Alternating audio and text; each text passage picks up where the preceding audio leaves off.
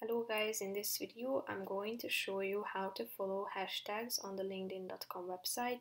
But first I just want to mention, don't forget to subscribe to my channel because at 10,000 subscribers I am going to show you my whole YouTube revenue statistics and growth strategy, how to make money online. Now let's jump into it. First of all, open the website on your device.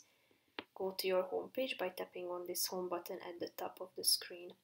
Then go to the left side of the screen and tap on followed hashtags.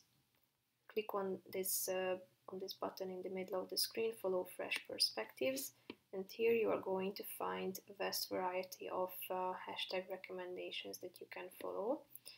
So tap on the follow button if you are interested in any of these. If you want to check it out before following, just tap on it and then you will be directed to their feed.